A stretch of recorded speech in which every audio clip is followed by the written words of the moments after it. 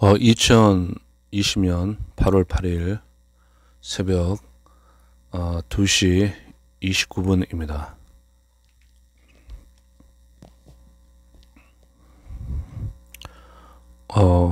오늘 만들 영상은 페이스북을 오늘 검색하다가 좋은 글이 올라와 있는데 꽤 오래된 글 갖고 그렇습니다. 뉴욕에 살고 계신 한 지식인이 그 페이스북에 올린 글인데, 이 글이 지금 이제 전체적으로 퍼져 가지고 많은 분들이 읽고 있습니다. 그래서 제가 저 방식, 빅토리 방송의 방식대로 다시 녹음을 하여 가지고 만들어 보겠습니다. 먼저 글 내용만 읽어보고 끝에 가가지고 저 개인적인 생각을 좀 담아 보겠습니다.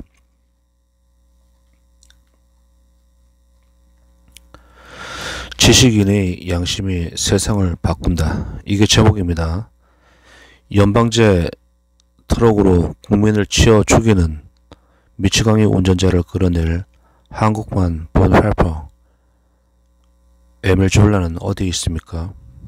최공공 뉴욕에서 암울한 조국에 붙이는 재미 동포의 편지입니다. 한 노인이 목욕탕에서 나오는데 어떤 사람이 물었습니다. 탕 안에 사람이 많으냐고. 노인은 한 명도 없다고 대답했습니다. 목욕탕 안으로 들어간 그 사람은 탕 안에 사람들이 꽉 차 있는 것을 보고 밖으로 나와 노인에게 화를 냈습니다. 노인은 이렇게 대답했습니다. 돼지 새끼는 많던데 사람은 없더군. 이 노인은 바로 고대 그리스의 철학자 견우학파를 대표하는 디오게네스였습니다. 정직한 사람을 찾기 위해 대낮에도 늘 등불을 들고 다닌 디오게네스. 그는 무엇보다도 자유를 사랑했고 힘있는 사람들에게 진실과 정의를 말하기를 망설이지 않고 꺼려하지 않았으며, 아닌 것은 아니라고 말하는 지식인 최고의 덕목을 몸으로 실천한 지식인이었습니다. 그는 무엇보다도 물질에 대한 욕심 때문에 인간의 정신이 망가져 가는데 분노한 시대의 양심이었습니다. 그래서 문명을 거부하고 길거리 나무통에서 살며 무소유를 실천했던 철학자였습니다. 그런 숭고한 정신의 소유자 디오게네스가 만약 대한민국이라는 목욕탕을 들여다본다면 과연 무엇이라고 할지 궁금하지 않습니까? 분명 이런 말을 하며 침을 뱉을 것입니다. 동물의 썩은 사체까지 먹어치우는 붉은 하이에나가 오글댈 뿐 사람은 없더군. 문재인 완장 부대의 사냥개들에게 물어뜯겨 제 몸 하나 제대로 추스르지 못하게 된 대한민국. 디오게네스의 눈에는 당연히 그렇게 비쳤을 것입니다. 여러분은 혹시 여러분이 무엇 때문에 비트겐슈타인이 말한 진실을 말하는 것이 거짓말 하는 것보다 더 고통스러운 세상을 살고 있는지 고민해 본 적이 있습니까? 그리고 지식인의 양심에 대해 생각해 본 적이 있습니까? 우리가 처해 있는 암울한 현실을 사람 본연의 입장에서 성찰해 보자는 뜻에서 정직과 진실과 정의를 사랑한 디오게네스의 얽힌 일화 한 토막을 적어 보았습니다. 1898년 1월 13일 프랑스의 문호 에밀 졸라는 프랑스 역사상 가장 치욕으로 기록된 드레푸스 은폐 날조 사건을 고발할 당시 진실이 진전하기 위해서는 얼마나 많은 늪지대를 지나야 하는가 라며 썩어빠진 프랑스 사회에 대한 고민을 토로했습니다. 지금 우리는 에밀 졸라가 그처럼 비통하게 세상을 한탄하던 것 이상으로 참담한 세상을 살고 있습니다. 다시 말해 양심이 고통을 느끼지 못할 정도로 마비되어 있는 소시오패스. 이 소시오패스는 일종의 정신장애로 자기 이득을 위해서 살인이나 범죄를 범하고도 전혀 양심의 가책을 느끼지 않으며 언제나 기만적이고 선동적 형을 하는 정신병 환자입니다. 소시오패스형 인간들이 지배하는 세상을 살고 있다는 말입니다. 그래서 드레푸스 사건이 주는 역사적 교훈의 가치가 더 돋보이는지 모릅니다. 드레푸스 사건이란 19세기 말 1870년에서 1871년 보불 전쟁 패배의 충격으로 프랑스 전체가 멘붕 상태에 빠지고 여론은 극도로 악화된 상태에서 국면 전환이 절실해진 프랑스 정부는 패배 원인이 국가 배신 행위에 있다는 거짓으로 국민을 속이고 국가 권력을 동원해 공작을 꾸미는 과정에서 유대인 드레푸스 포병 대위를 스파이로 조작해 희생시킨 사건입니다.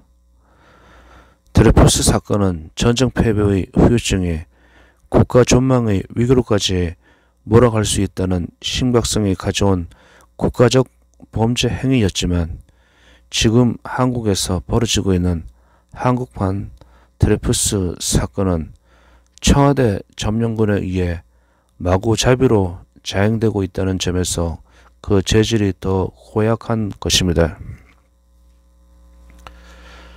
약 1년 후 진범이 밝혀졌지만 프랑스군은 그를 오히려 해외로 전출시켰고 군법회의는 진짜 범인에게 무죄를 선고했습니다. 하지만 거짓으로 진실을 덮으려던 프랑스 정부는 진실의 심 앞에 무릎을 꿇었습니다. 결국 프랑스 정부는 1899년 9월 드레푸스를 특별 사면했습니다. 이 사건은 지식인의 양심이 세상을 바꾼다는 값진 교훈을 남긴 고귀한 역사적 사례가 되었습니다. 이 사건을 보면서 권력의 산악기로 전락한 한국의 재판부와 검찰과 권력기관이 진짜 범인을 해외로 도주시키고 무죄를 선언한 프랑스 군법회의를 벤치마킹하고 있는 것은 아닌지 그런지 걱정스럽습니다. 여기서 우리는 진실은 반드시 드러난다는 교훈과 함께 제 아무리 거대하고 힘있는 국가 권력이라도 양심 앞에서는 무릎을 꿇을 수밖에 없다는 산 교훈을 얻게 됩니다. 100여 년이 지난 지금도 우리에게 생생하게 현실로 다가오는 이유는 바로 지식인의 양심이 세상을 바꾼다는 진리입니다. 지금 우리에겐 그 어느 때보다도 지식인의 역할이 요구되는 때입니다. 우리는 지식인이란 성향이 진보이든 보수이든 올바른 사회를 만들기 위해 사회에 적극 참여하는 사람들이라고 믿고 존경해 왔습니다. 우리가 에밀 졸라를 지식인의 상징적 인물로 보는 이유도 바로 사회의 옳고 그름을 따지는 분별력을 갖췄기 때문입니다. 그리고 나는 고발한다 해서 인간 본연의 양심을 행동으로 옮기는 에밀 졸라의 진면목을 보았기 때문입니다. 좀 더 현실적으로 말한다면 어느 교양인의 말대로 합리적으로 생각하고 사회의 부조리를 고발하고 옳은 목소리를 내며 세상과 거짓 없이 소통하고 순수하게 살아가는 사람, 기본에 충실하고 자신이 가진 학문과 지식을 사회에서 일을 통해 실현하는 사람이 지식인이라고 믿기 때문에 우리의 어려움을 지식인 사회에 호소해 왔습니다. 지식의 상품화 내지 출세의 도구와 또는 전통적 지식인 사회의 붕괴와 그에 따른 지식인의 양심의 마비 현상, 그리고 지식인의 비굴성, 소심과 자기 편의주의에 빠져있는 지식인 사회의 타락을 비판하는 목소리가 높은 것도 사실이지만, 그래도 무기력한 사회에 활력을 불어넣고 죽어가는 국민 정신을 깨울 수 있는 힘, 악의 세력과 싸울 힘도 지식인에게서 나온다는 사실은 우리가 부정할 수는 없습니다. 문제는 잘못된 현실을 바로잡는 방법론은 사실의 존재를 그대로 파악하는 데서 찾아진다고 한 류성룡의 말처럼, 이제는 잘못된 현실을 바로잡는 방법은 사실의 존재를 그대로 파악하는 데서 찾아진다는 류성룡의 말처럼, 이제는 대놓고 연방제로 가겠다며 국가 시스템을 뿌리째 뒤집어 놓으면서도 큰소리치는 촛불 완장부대의 힘이 어디서 나오느냐는 것과 어떻게 풀어야 하는 것입니다. 이 모든 책임은 전적으로 국민 스스로가 져야 합니다. 다시 말해 거짓말과 괴담을 듣는 귀는 무한대로 진화 발전하고, 진실과 양심의 소리를 듣는 귀는 잘라버리고 막아버리고 불가능할 정도로 퇴보한 상태에서 붉은 사회주의 진보 세력의 선전선동을 아무 생각 없이 사실로 받아들이는데 문제가 있다는 말입니다. 거기다가 지나친 민주주의와 지나친 자유, 그리고 분에 넘치는 풍요에 젖어 사례 분별을 못하고 그저 잘 살고 즐겁게 살자는 생물학적 충동에 빠져 살아가는 국민이 촛불 완장부대의 먹잇감이 되고 있다는 사실을 모르고 있다는 것이 문제입니다. 1950년 12월 13일 미 해병 제1사단장 올리버 스미스 장군은 흥남 철수 작전이 시작되기 직전 장진호 전투에서 전사한 해병대원의 임시묘지 흥남을 찾았습니다. 무덤 앞에 선 스미스 장군은 해병대원들의 죽음은 결코 헛되지 않았다. 이 민족은 피를 흘려서라도 구원해야 할 가치 있는 민족이다 라는 말을 하며 전사한 부하들의 명복을 빌었습니다. 해병대원들이 명복을 빌었습니다. 스미스 장군은 항공으로 철수하라는 상부의 지시를 어겨가며 한국인 피난민을 살리기 위해 부상병들만 항공으로護送하고 일반 장병들은 피난민을 보호하며 피난민과 같이 육로로 철수했습니다. 스미스 장군은 죽음을 각오하고 자유를 찾아 나선 피난민을 지옥의 땅에 그대로 내버려 두고 떠날 수가 없었습니다. 스미스 장군은 우리의 어떤 면을 보고 피를 흘려서라도 구원해야 할 가치 있는 민족이라고 했을까요? 그렇게 외국 군대가 피를 흘려서라도 구원해야 할 가치 있는 민족으로 비춰졌던 우리가 어쩌다 이 지경까지 추락했는지 뼈를 깎는 자기 성찰이 있어야 하겠습니다. 스미스 장군이 다시 살아 들어와 대한민국의 현 주소를 보고도 똑같은 말을 할 것인가 사뭇 궁금해집니다. 미치광이 히틀러가 트럭으로 사람을 마구 치어 죽이던 나치 독일에는 신학자이면서 시대의 지성과 양심이 이었던 본회퍼가 있었고, 국가 권력의 꿈에 날조된 드루포스 사건으로 진실이 죽어가던 프랑스에는 지식인의 양심 에밀 졸라가 있었습니다. 지금 연방제라는 트럭을 타고 거리를 질주하며 국민을 마구 치어 죽이는 이 미치광이 운전자를 운전대에서 끌어낼 한국판 본래퍼 에밀 졸라는 어디 있습니까? 우리는 불문율을 깨고 쇠파이프와 회칼로 상대 영역을 접수하는 조직 폭력배들보다도 더 간악한 수단과 방법으로 입법, 사법, 언론, 문화, 종교, 교육 현장과 국가 권력기관을 접수해가는 촛불 혁명 세력의 광폭 하고 악마적인 행동들을 지켜봐 왔습니다. 지금 청와대 안방에는 주사파식 프로크루스테스 침대를 설치해 놓고 나라를 자기들 입맛에 맞게 요리하고 있습니다. 프로크루스테스 침대는 고대 그리스 신화에 나오는 흉악한 강도 프로크루스테스가 지나가는 행인을 붙잡아 자신의 침대에 눕힌 다음 행인의 키가 침대보다 크면 침대 길이에 맞게 잘라내고 키가 작으면 침대 길이에 맞도록 억지로 늘려서 죽였습니다. 그런데 그의 침대에는 길이를 조정하는 비밀 장치가 있어서 그 누구도 침대 길이에 맞는 사람이 없었습니다. 하지만 그처럼 흉악한 프로크루스테스의 악행도 테세우스라는 사람에 의해 끝이 납니다. 테세우스는 프로크루스테스를 잡아 같은 침대에 눕히고 똑같은 방법으로 머리와 다리를 잘라 처치해 버렸습니다. 촛불 혁명 세력은 바로 이런 침대를 청와대 안방에 설치해 놓고 대한민국이라는 이 거목을 그 침대에 맞게 뿌리부터 잘라내고 있습니다.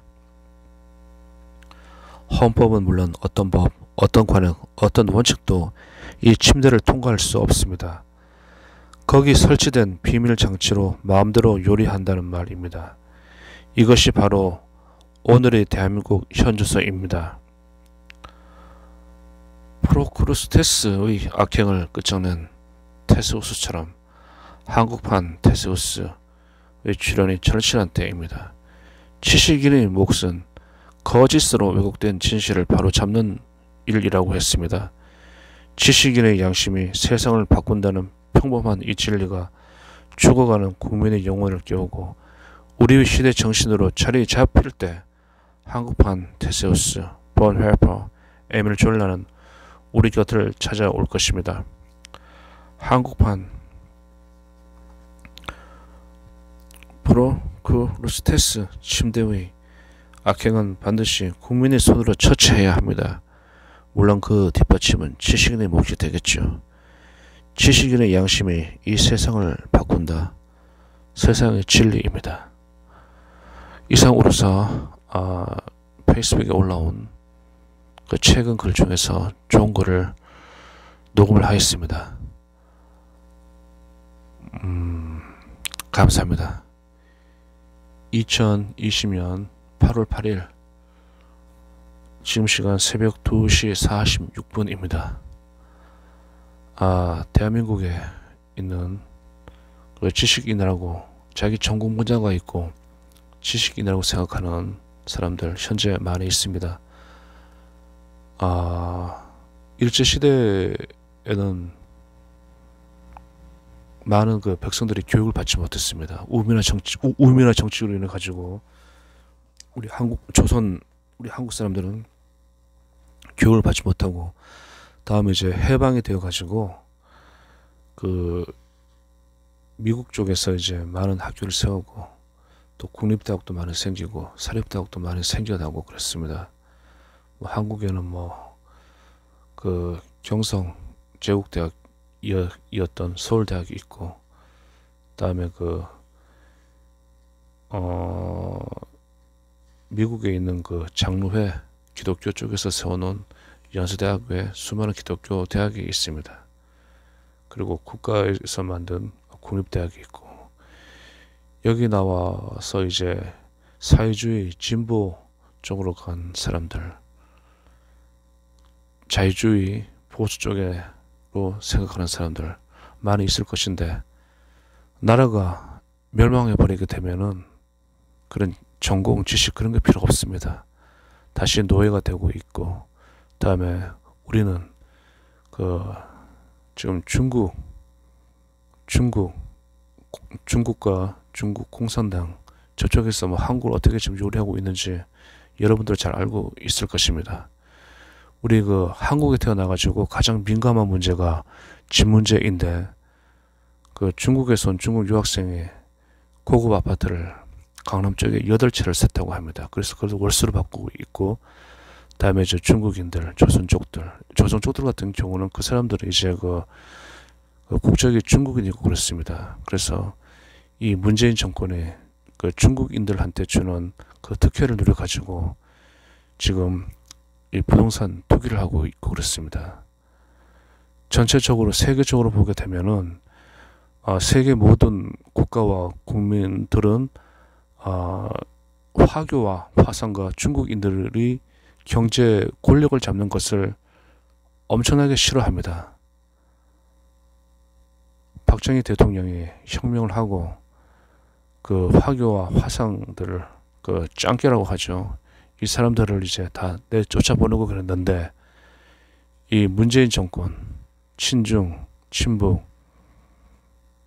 이 사회주의 진보 세력들은 지금 중국의 노예가 되고자 하고 있습니다. 우리는 이것을 결사적으로 막아야 됩니다.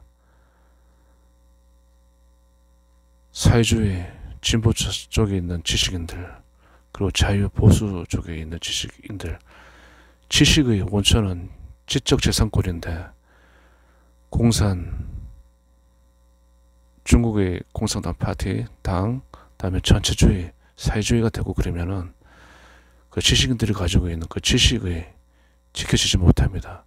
전체는 하나를 위하고 하나는 전체를 위하고 모든 권력은 그 권력자들만 나누어 가지고 권력을 모든 곳에 이제 권력을 완장을 찬 자들이 지배하게 됩니다.